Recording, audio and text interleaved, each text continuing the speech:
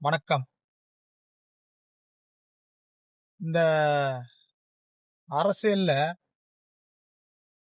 பல பேர் பல நகைச்சுவைகள் செய்து கொண்டிருக்கிற தருணத்துல, பல கட்சி மாறி, ஒரு கட்சியிலயும் உருப்படியா எந்த வேலையும் செய்யாம,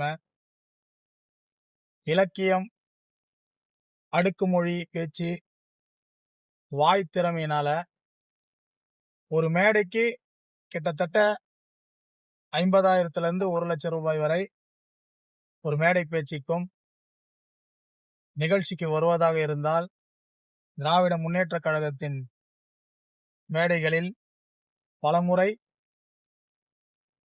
பல இடங்களில் அடுக்குமொழி பேச்சுக்களை பேசி மக்களிடம் கைதட்டு வாங்கிய ஆள்கட்சி, பல கட்சி, இன்னும் எத்தனை கட்சிக்கு அவர் செல்வார் என்று தெரியாத நாஞ்சில் சம்பத் அவர்களுக்கு இந்த தருணத்துல நம்ம என்ன சொல்றதுன்னு தெரியல. இப்போ அவர் எல்லா கட்சியும் கடந்து இப்போ தமிழக வெற்றி கழகத்துல தன்னை இணைத்துக் கொண்டார். அவர் ஆரம்ப காலத்துல திராவிட முன்னேற்ற கழகத்துல இருந்து, பின்னர் அதுக்கப்புறம்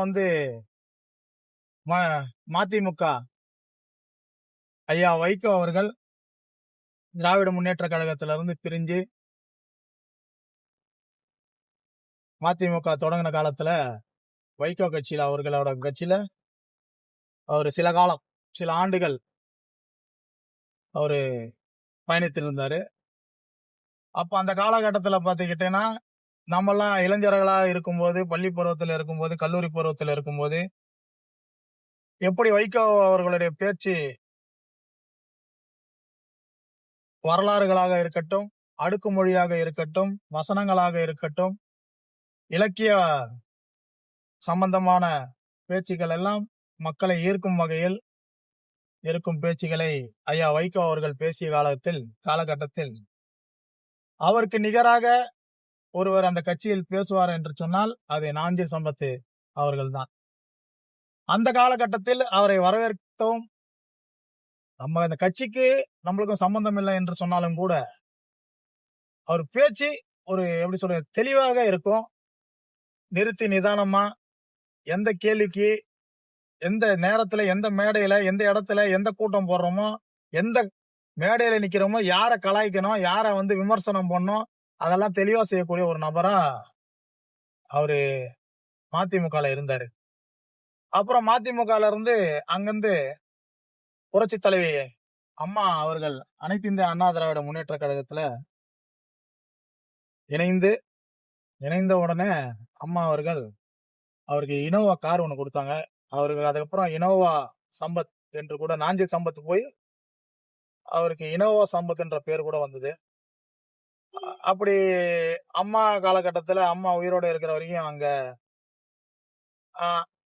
அதிமுக இருக்கிறதுனால திமுக விமர்சனம் செஞ்சுட்டு, அதே போல அவருக்கு அவரோட பாணி அடுக்குமொழி வசனங்களையும் எல்லாத்தையும் பேசிக்கிட்டு, யாரெல்லாம் கழுவி ஊத்த முடியுமோ, யார பத்தி எல்லாம் எவ்வளவு விமர்சனம் பண்ண முடியுமோ எல்லாத்தையும் பண்ணிட்டு அவரோட வாழ்க்கையை நகருது. ஒண்ணும் இல்ல, ஒரு மேடைக்கு போனா அவருக்கு 25,000 அப்போ அதிமுக காலத்துல. ஒரு கூட்டத்துக்கும் ஒரு வருஷத்துல 100 கூட்டம், 50 கூட்டம்னு போட்டு ஒரு கூட்டத்துக்கு இவ்வளவு காசுன்னு சொல்லிட்டு அவரோட பிழப்பு நடத்திட்டு இருந்தாரு. அவர் ஒன்னும் சும்மா பேசிட்டு மக்களுக்காக, மண்ணுக்காக எல்லாம் பேசக்கூடிய ஆளும் கிடையாது. சும்மா பேசிட்டு போன ஆளும் கிடையாது. பேச்சுகள்ல தெளிவு இருந்தாலும் கூட அவரு காசு கொடுத்தா தான் பேசுறதுக்கே வருவாரு. அது ஒரு காலகட்டம். அதுக்கப்புறம் அம்மாக்கு அப்புறம் சசிகலா அவங்க பின்னாடி, அதுக்கப்புறம் டிடிவி தினகரன் கட்சி அமமுகன்னு ஒரு கட்சி ஆரம்பிச்சப்போ அங்க போயிட்டு என்ன பண்ணிட்டாரு, திராவிடம் இல்ல அப்படின்ற சும்மா ஒரு சாக்கு போக்க சொல்லி அங்க இருந்து வெளியே வந்துதான் திராவிட முன்னேற்ற கழகத்துல அவரு 6 ஆண்டு காலம் நினைக்கிறேன் எனக்கு தெரிஞ்சு. கடந்த நாடாளுமன்ற தேர்தலையும் சரி, அதுக்கு முன்னாடி சட்டமன்ற தேர்தலும் சரி, நான் இருக்கிற பகுதி வில்லிவாக்கம் பகுதி சட்டமன்ற தொகுதி, அது பெரம்பூர், நம்ம எல்லாம் பக்கத்துலதான் இருக்கோம். நான் ஒரு கட்சியில ஒரு முக்கிய பொறுப்புல இருக்கிறேன். அப்படி இருக்கிற சூழ்நிலையில நானும் அந்த மேடையில, ஏன்னா திராவிட முன்னேற்ற கழகத்து கூட்டணியில அங்கம் வகிக்கிற கட்சியில நான் ஒரு பொறுப்புல இருக்கிறேன். அப்போ அந்த கூட்டம் நடக்கிற மேடையில அவரு பேசின மேடையிலயே நானும் அங்க இருந்திருக்கேன். ஒரு 4, 5 கூட்டம் வில்லிவாக்கம் சட்டமன்ற தொகுதியில நினைக்கிறேன். அமைச்சர் சேகர் பாபு அவர்களோட முன்னெடுப்புல தான் அந்த கூட்டங்கள்லாம் நடந்தது. நாடாளுமன்ற தேர்தல நான் சொல்றேன். அதுக்கு முன்னாடி சட்டமன்ற தேர்தலையும் அது. அப்பெல்லாம் பாத்தீங்கன்னா, அனைத்து இந்த அண்ணா திராவிட முன்னேற்ற கழகம் ஏன் இதே விஜய் இப்ப தாவேக்கால போய் இணைஞ்சிருக்காரு இல்லைங்களா? இதே விஜய வந்து அரசியலுக்குள்ள வரப்போறான் அந்த பேச்செல்லாம் வரும்போது, அவன் தற்குறி, அவன் தவக்கல, இந்த தான்னு போட்டு அந்த தாலயே வந்து ஒரு 10 வார்த்தைகள் அடுக்குமொழியா பேசுவேன். அந்த திறமை அவருக்கு இருக்கு. அதனால அந்த ஆய்வு வச்சு எதுக்காக இத சொல்றேன்னா, திராவிட முன்னேற்ற கழகத்துல எனக்கு தெரிஞ்சு 6 ஆண்டு காலம் அவரு அந்த பிரச்சார மேடையிலயும், அந்த விவாத நிகழ்ச்சியிலயும், இந்த 1 to 1 நிகழ்ச்சிகள் எல்லாமே அது டிவி டிபேட்ல எல்லாம் அவரு கலந்துக்கிட்டாரு. அப்பெல்லாம் வந்து பாத்துக்கிட்டீங்கன்னா, நம்ப ஒரு மேடைக்கு அவர் வரும்போது அமைச்சர் அவர்களுக்கு கவர் குடுக்கறத நானே பார்த்திருக்கேன். எவ்வளவு அமௌண்ட்ன்னு தெரியல. அதுக்கப்புறம் இப்பதான் சொல்ல வராங்க. ஒரு மேடைக்கு அவர் வந்தாருன்னா 50ல இருந்து 1 லட்சம் வரைக்கும் வாங்குறாருன்னு. சரிங்களா? இப்போ வந்து என்னன்னா, அவரு இருக்கின்ற இடத்தில இருந்தே ஒரு வடிவேலு ஒரு கதை ஒரு படத்துல சொல்லுவாரு பாருங்க. ஒரு மேடை பேசுற மாரி இருக்கும். இருக்கிற இடத்தில இருந்து இன்னொரு கட்சிக்கு தாவுவதால் என்னை பச்சோந்தி என்றோ, இன்னொரு வார்த்தை ஒண்ணு சொல்லுவாரு. அப்படி என்றோ எல்லாம் நினைக்காதீங்க. அதுக்கு ஒரே திறமை இருக்கிற ஒரு ஆள் நான் தான்றதுக்கு, அப்படியே வடிவேலு வந்து இவர நினைச்சு தான் அந்த படம் எடுத்தா மாரியே இப்ப தோணுது. இருக்கிற இடத்துல இருந்து யாரு தாவேக்காவ தற்கூரி, தவக்கலை, அந்த கலை, இந்த கலை, செச்ச எல்லா கலையும் பேசின ஒரு ஆளு. இப்ப அங்க போயிட்டு விஜய்க்குத்தான் வந்து இளைஞர்கள் பட்டாளம் அதிகமாக இருக்கிறது. அவருக்குத்தான் அடுத்த முதலமைச்சர் ஆகக்கூடிய திறமை இருக்கிறது அப்படின்லாம் பேசுறாரு. விஷயம்லாம் ஒண்ணுமே கிடையாது. அவர் இப்ப ஏன் திராவிட முன்னேற்ற கழக மேடை பேச்சுல இருந்து இப்ப வெளியே வந்தாருன்னா, அங்க இருக்கின்ற மேடையில இருந்து இன்னொரு கட்சியோ இல்ல புதுசா வந்தவன யாரு வந்து இன்னொரு கட்சி இப்ப தான் கட்சியில இருந்துகிட்டு இன்னொரு கட்சியை புகழ்ந்து பேசினா யாருக்கா இருந்தாலும் அந்த கோபம் வருமா வராதா? சரியா? அது இருக்கின்ற இடத்துக்கு துரோகம் செய்யறதா இல்லையா? உனக்கு பணம் குடுக்குறாங்க, வாங்குற, உனக்கு சிறப்பா செய்றாங்க. எல்லாத்தையும் வாங்கின்னு நீ பாட்டுன்னு சந்தோஷமா வந்த 1 மணி நேரம், 1/2 மணி நேரம் பேசுறதுக்கு, இவ்வளவு பணத்தையும் வாங்கின்னு ஏன் திராவிட முன்னேற்ற கழகம் பண்ண பெரிய தவறுன்னு நான் என்ன நினைக்கிறேன்னா, உன்ன வந்து ஒரு முன்னிலைப்படுத்தி, உன் பேர பெருசா போட்டு, உன்ன வந்து அந்த பேனர்ல அதுலயும் வரவேற்பு எல்லாம் குடுத்து, உனக்கு மரியாதை குடுத்து எல்லாமே பண்ணிட்டு, அ பண்ணிட்டு இவ்வளவு தூரம் பண்ணிட்ட, ஏன் திராவிட முன்னேற்ற கழக கட்சியிலேயே வந்து 1008 பேர் இருக்கிறாங்க பேச்சாளர்கள். ரொம்ப கஷ்டப்படுறவங்களா இருக்கிறாங்க. திறமை உள்ளவங்களா இருக்காங்க. இந்த ஆளு பேசுற அளவுக்கு பேச முடியுமா? முடியாதான்றது அடுத்தது. கருத்துக்களையும், திராவிட சித்தாந்தங்களையும் பேசக்கூடிய அளவுக்கு திறமை உள்ளவங்க திராவிட முன்னேற்ற கழகத்திலேயே இருக்கிறாங்க. அதெல்லாம் தாண்டி இவரை வந்து ஒரு முன்னிலைப்படுத்தினது எனக்கு உண்மையா இந்த மாதிரி ஆளுங்க எல்லாம் பண்ணக்கூடாது. இதுக்கப்புறம் இப்ப விஜய் கிட்ட போயிருக்காரு. விஜயோட கொள்கைன்னா ஒண்ணுமே கிடையாது. சரிங்களா? அது இதுல வந்து தருமபுரியில இதுல நடந்த அந்த கற்பழிப்பு பிரச்சனைகளா இருக்கட்டும். வீரப்பனை பிடிக்க போறேன்னு சொல்லிட்டு அங்க இருக்கிற பெண்களை வந்து கற்பழித்த விஷயங்கள் ஏகப்பட்ட விஷயங்களை வந்து குறித்து ஒண்ணுமே தெரியாத விஜய் தற்கூரி தான். அந்த தற்கூரின்னு சொல்லி தவக்கலன்னு சொல்லி எல்லாம் விமர்சனம் செய்த இந்த நாஞ்சில் சம்பத்து இப்ப அங்க போய் உட்காந்துக்கிட்டு இப்ப விஜய் பத்தி பேச போறாரு.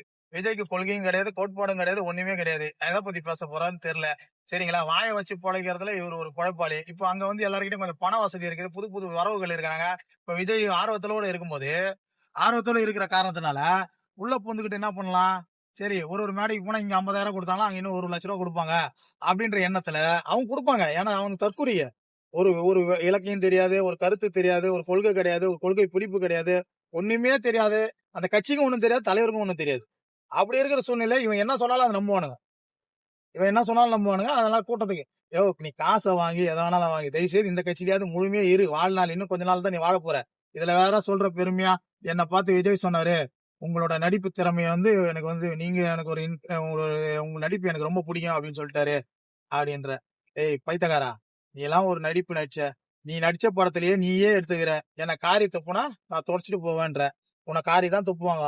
காரி துப்புனா நீ தொடச்சிட்டு போவேன் நீயே சொல்லிட்ட. இதுக்கப்புறம் உன்னை காரி துப்புறதும் பிரயோஜனம் இல்லைன்னு ஆகி போச்சு. இதுக்கு உச்சபட்சம் ஒரு அரசியல மிகப்பெரிய தலைவரா இருக்கிறவன காரி துப்புனாதான் அது வந்து மிகப்பெரிய அசிங்கம். அந்த அசிங்கத்தையே எனக்கு ஒண்ணுமே இல்லைன்னு சொன்ன ஒரு ஆள் நீ. உன்னை பத்தி பேசுறதே உண்மையா சொல்ல. இப்ப நான் கார்ல என் நண்பருக்காக இங்க ஒரு பிரச்சனை, அவங்க வீட்டு பிரச்சனை, அவங்க தெருவுல அந்த இடத்துல ஒட்டுமொத்த பேருக்கும் ஒரு மக்கள் பிரச்சனைக்காக வந்திருந்தேன்.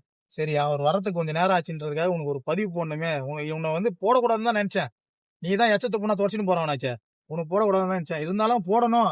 இந்த நேரம் ஒரு 1/2 மணி நேரம் 1 மணி நேரம் கிடைச்சிருக்குது, அந்த நேரத்திலயாவது உன்னை காரி துப்பலாமே, நீ தொடங்கிட்டியே அப்படின்றதுக்காக பதிவு போறேன். தயவு செய்து இரு, இப்ப போன கட்சியிலயாவது தயவு செய்து இருந்து செத்துரு. சரியா? இனியும் வந்து உன் பேச்ச கேட்கறதுக்குலாம் யாரும் தயாரா இல்ல. சரியா?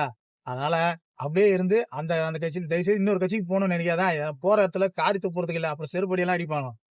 புரியுதா? இதுவரைக்கும் 4, 5, 6 கட்சி மாறியாச்சு. இதுக்கு மேல உனக்கு வயசும் ஆயிடுச்சு. அப்படியே வந்து இருந்து இங்கேயே வந்து குடுக்குற 10, 5 இல்ல அதிகமா குடுத்தா அதையும் வாங்கி நீ செத்து போயிடு. டாடா பாய் பாய். நன்றி சண்பதர் அவர்களே. நன்றி, வணக்கம்.